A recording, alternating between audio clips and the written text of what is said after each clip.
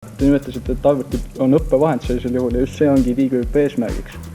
Et kaotada ära õppeainena arvuti, vaid teha arvutist kas ütleme meie mõistes hetkel pastakas või minu poolest tahvel. TIGÜ 1996. ID-kaart 2002. Skype 2003. E-hääletamine 2005.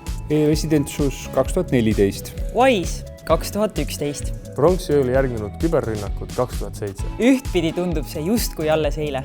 Teistpidi on 30 aasta jooksul nii palju juhtunud, et see on terve ajalugu. Ja päris pöörane lugu, kas pole.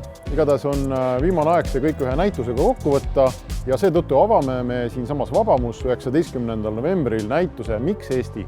30 aastaga Eesti NSV-st e-Eestiks. Tegemist on esimese sellise näitusega Eesti Vabariigis üldse, kus me kogu selle poole sajandi pikkuse loo ühes kohas kokku võtame.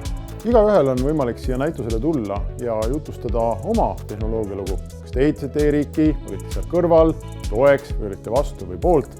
Aga eriti ootame me siia noori, sest me kavatseme teid inspireerida, näidata, mida tegid 20-aastased enne teid.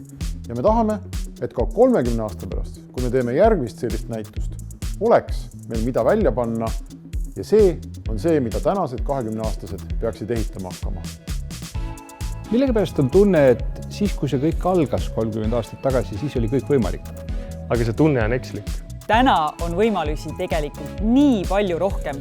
Kõik on lihtsam. Sul on ainult natukene kirge vaja. See, et sa siia lehele oled jõudnud, ütleb mulle, et küll sa tuled näitusele ka. Aga toetades seda projekti juhuandjas, annad sa võimaluse ehk mõnele inimesele, kes muidu ise näitusele tulla ei saaks.